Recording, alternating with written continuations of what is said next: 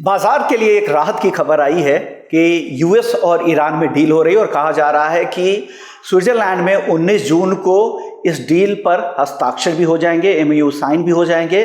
तो करीब 100 दिनों से ज़्यादा का जो ये वॉर था उस पर अब विराम लगने की उम्मीदें यहाँ पर अब बढ़ गई है। लेकिन क्या कुछ बाजार पर होगा, मैक्रो पिक्चर क्या कह रहा है, क्या कुछ बाजार को लेकर नए संकेत मिल रहे हैं? तमाम मुद्दों पे बातचीत करने के लिए जाने माने और दिग्गज मार्केट एक्सपर्ट दिलीप भट्ट साहब हमारे साथ मौजूद है।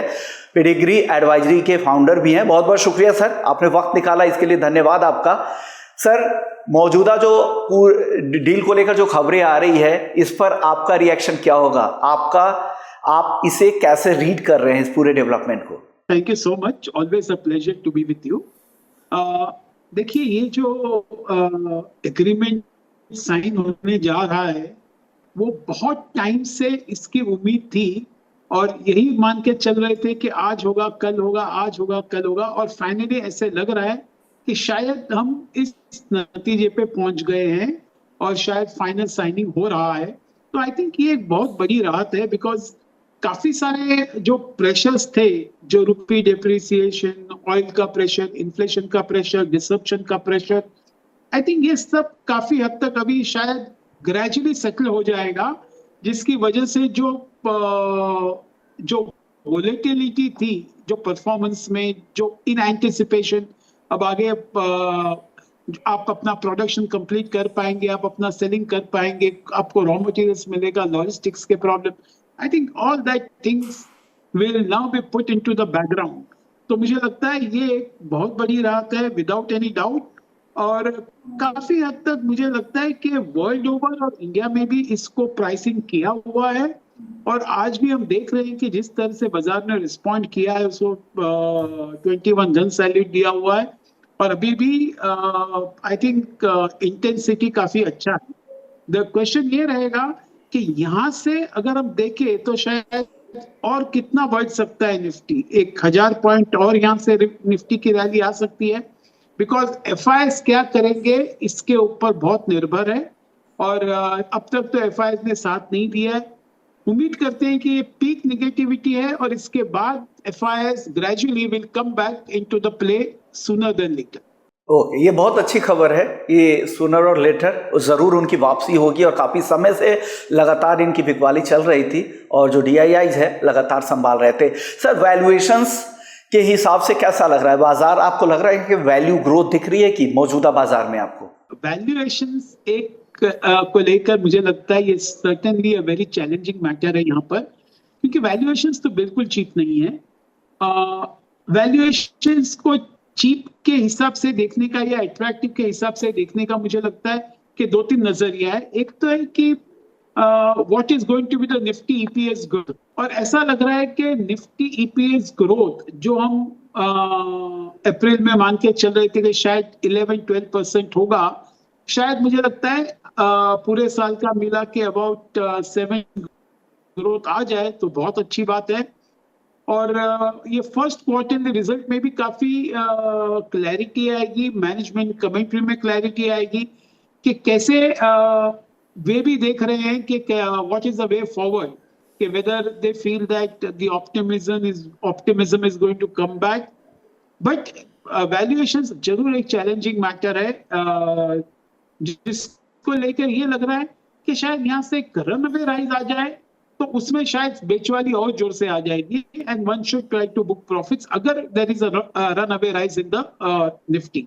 बट अदरवाइज निफ्टी को ये करंट वैल्यूएशंस एक जरूर एक सामने हर्डल बन के रहेगा, which will not be easy to navigate, so it will be a very gradual process if at all. Okay, तो ग्रेजुअल धीरे धीरे ही वहाँ पे जो रिकवरी आएगी, लेकिन अभी इमीडिएट थोड़ी रिकवरी आपको ज़रूर दिख रही है, लेकिन वैल्यूएशंस को लेकर चिंता बरकरार है। अगर सर चिंता है, रिस्क आपको दिख रहे हैं वैल्यूएशंस को लेके, तो वो कौन से पॉकेट्स है जहाँ पे रिस्क ज़्यादा दिख रहे हैं? सेक्टर के हिसाब से भी बताइए, और लार्ज कैप या स्मॉल कैप कहाँ पे ज़्यादा रिस्क है अभी? सो देखेंगे कि अक्रॉस वेदर जो हम हैवी वेट समझते हैं निफ्टी में, जैसे कि बैंकिंग है, बैंकिंग में भी काफी हद तक करेक्शन आ चुका है, और खास करके मुझे लगता है कि Nifty was always very well owned by the FIIs, और उसी हिसाब से जिस तरह से एफआईआईज ने बेचा हुआ है, तो बैंक निफ्टी खास करके has taken it on the chin. तो एक बैंक निफ्टी में थोड़ा बहुत अच्छा करेक्शन आ गया है, और मुझे लगता है आईटी में भी बहुत अच्छा करेक्शन आ गया है। अभी हम देखें कि करेक्शन तो जरूर आ गया है, लेकिन यहाँ से खरीदारी बनती है या नहीं बनती है। और ये भी मानना जरूरी है, ये भी हम मानते हैं कि most of this IT companies are very well run companies, very well managed companies. उनके कैश फ्लोज बहुत अच्छे हैं, उनके आरओईज भी काफी ठीक है। लेकिन आगे चल के वेदर ये एक अपने पोर्टफोलियो में आप इंक्लूड करेंगे जरूर, लेकिन बहुत इतनी मात्रा में नहीं करेंगे जितना इंडेक्स में उनका वेटेज है। मुझे लगता है जहां तक बैंक का क्वेश्चन आता है, बैंकिंग स्पेस में जरूर एक एचडीएफसी बैंक देख लो, या फिर आप आईसीआईसीआई बैंक देख लो, एसबीआई देख लो, private as well as public, या फिर एनबीएफसी में आप श्रीराम फाइनेंस देख लो, या फिर बजाज फाइनेंस देख लो। I think some of this will continue to look good, लेकिन whether it is such a screaming buy, मुझे ऐसे नहीं लगता। मुझे लगता है कि अभी भी शायद ये बैंकिंग में इन्वेस्टमेंट आएगा, जरूर आएगा, बिकॉज यहाँ पर weightage itself is around 30% plus in the Nifty, तो उसमें बाइंग जरूर होता है without any doubt whenever the buying emerges. तो मुझे लगता है शायद ये दो सेक्टर को ऐसे हम देखते हैं। और बाकी जहां तक कैपेक्स है, capex related to power, energy, data center, वो तो काफी हद तक काफी अच्छे बढ़ चुके हैं और काफी एक्सपेंसिव वैल्यूएशन में चल रहे हैं वो सब। और अभी भी उम्मीद है उनमें कि शायद ये यहाँ से भी एक 10 to 15% का राइज हो सकता है, बिल्कुल हो सकता है ये सब स्टॉक्स में, in some of this capex related stocks. जहां तक इंफ्रा का क्वेश्चन है, मुझे लगता है infra is also looking good, order pipeline is very good. The question is whether उनको गवर्नमेंट के पास से पैसे मिल रहे हैं ऑन द कंप्लीटेड प्रोजेक्ट्स। ये एक कंसर्न बना है पिछले 1-1.5 साल से, जो अभी तक जिसकी मतलब कोई क्लैरिटी नहीं आई है कि whether they will get their money quickly. So otherwise infrastructure also looks pretty good. मैं ये कहूंगा कि some of this sectors look good, but I will still say that कि इसमें कंसर्न्स और एप्रीहेंशंस जरूर हावी है।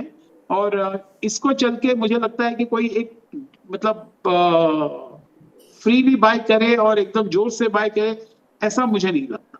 ओके, तो कुछ सेक्टर में वैल्यू जरूर नजर आ रही है, लेकिन उसके बाद भी बहुत सारी चिंताएं हैं और कुछ अभी भी रिस्क बचे हुए हैं।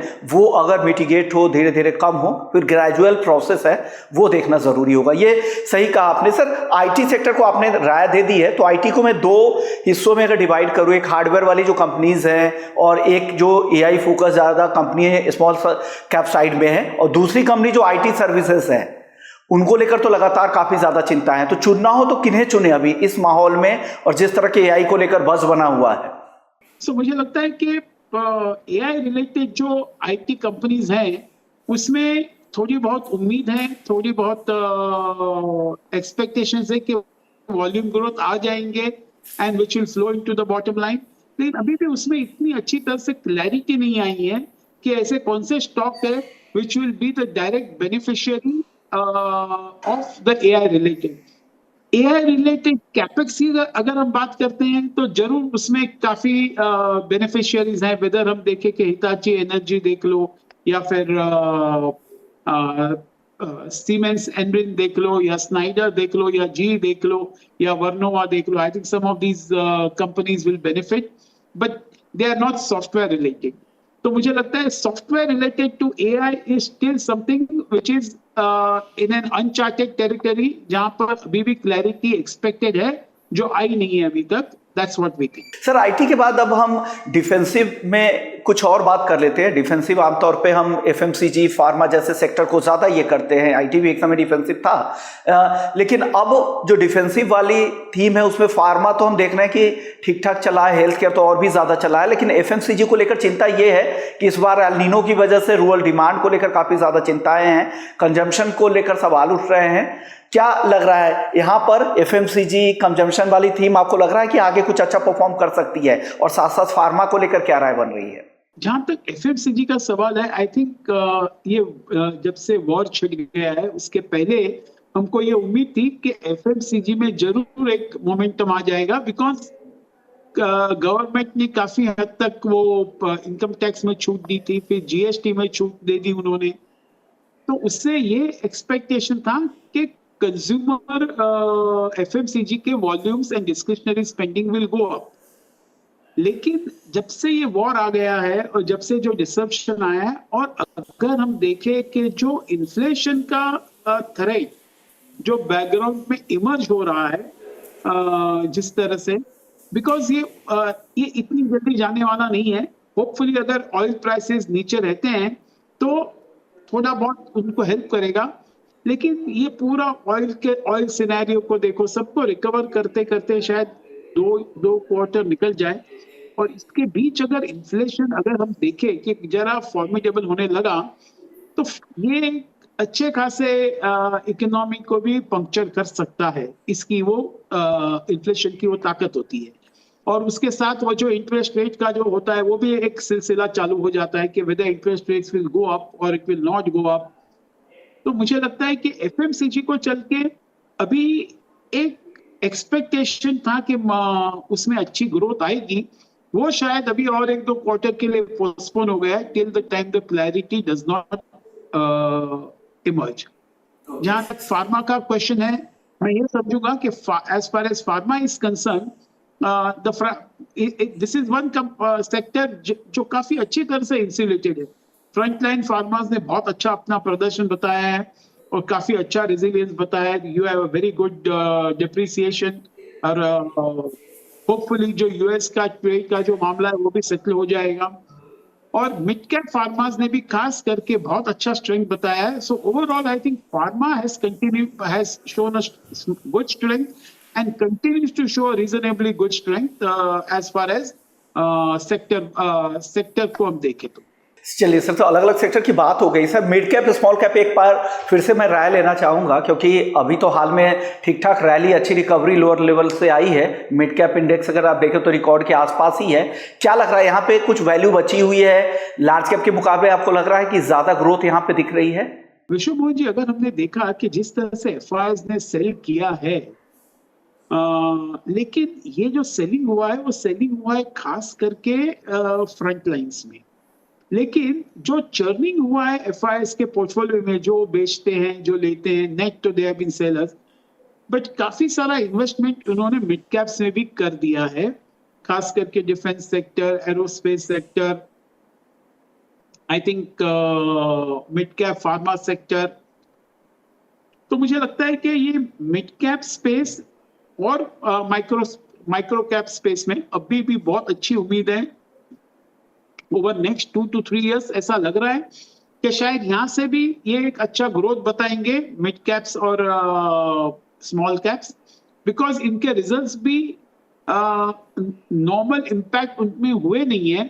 लेकिन अभी ये जो जून का जो क्वार्टर के जो रिजल्ट्स आएंगे और उसके बाद जो सितंबर के आएंगे, उसमें काफी कीनली सब लोग ऑब्जर्व करेंगे कि क्या मैनेजमेंट क्या ग्रोथ की बात कर रही है, क्या चैलेंजेस की बात कर रही है। But overall on a top down basis, yes, मुझे लगता है कि macro mid caps and small caps में एक इंटरेस्ट बना रहेगा, institutional interest as well as the retail. Sir, जिस तरह से वॉर अब थमने की संभावनाएं लग रही है, हर जगह धीरे धीरे रीबिल्ड होगा, साथ साथ लोग रिफिल भी करेंगे, तो डिफेंस, कंस्ट्रक्शन वाली कंपनियां, इंफ्रा पे आपने राय दी भी है। आपको लग रहा है इसकी डिमांड बढ़ेगी? जिनका ग्लोबल एक्सपोजर है उनको फायदा होगा। बहुत सारी इंडियन कंपनीज है जो पूरे गल्फ में जो इतनी लड़ाइयाँ हुई है उनको बिल्ड करने में इनका भी योगदान आगे चलकर होगा, इनकी डिमांड बढ़ेगी। क्या लग रहा है, इस पर भी एक आपकी राय चाहिए सर? मुझे लगता है more than middle east, I think Iran centric जो रिकंस्ट्रक्शन होगा उसमें बहुत एक्सपेक्टेशन है इंडियन कंपनीज को, बिकॉज ईरान 3-4 चीजों से बाहर आ जाएगा, सैंक्शन से बाहर आ जाएगा, उसके एसेट्स जो फ्रीज हुए हैं वो उनको मिल जाएंगे वापस से। और जहां तक इंडियन कंपनीज है, वेदर एल&टी, केईसी, जो ये टेरेन में बहुत अच्छी तरह से अपना काम करती है, तो मुझे लगता है कि some of these Indian companies specially in the transmission sector मैं कहूँगा कि L&T and other infra companies can benefit further. लेकिन ये बात जरूर कहूँगा कि इंफ्रा कंपनीज के पास ऑर्डरों की कमी नहीं है, how they execute that is more important. लेकिन ये एक टेलविंड जरूर मिलेगा कि they will get fresh orders from this Iran and maybe some of the Gulf, but largely Iran में सबकी नजर रहेगी कि किस तरह से वहां कंजम्पशन होता है, specially the rice related items, rice exporters, the food exporters. I think all this things will be watched very closely कि how this some of this sectors benefit post the war. Okay, बिल्कुल उसका इंतजार भी रहेगा और उम्मीद भी लगाई जा रही कि इंडियन कंपनीज को जरूर उनकी भागीदारी, पार्टिसिपेशन रहेगा। सर, आखिरी सवाल, FIIs किस बात का इंतजार कर रहे हैं? क्या उनको अभी यहाँ पे वैल्यू नहीं दिख रही है, ग्रोथ नहीं दिख रही है, रुपए की कमजोरी से वो चिंतित है, बाकी बाजारों में उन्हें बेहतर रिटर्न आ रहा है, कब उनकी वापसी होगी, क्या चाहिए उनको यहाँ से? एक तो मुझे लगता है कि वैल्यूएशंस को चल के probably they were not comfortable. हम ये मान के चल रहे हैं कि इंडिया का जीडीपी ग्रोथ तो बहुत अच्छा है और वो कंटिन्यू करेगा। हमने देखा कि फोर्थ क्वार्टर में भी काफी अच्छा जीडीपी ग्रोथ आ गया।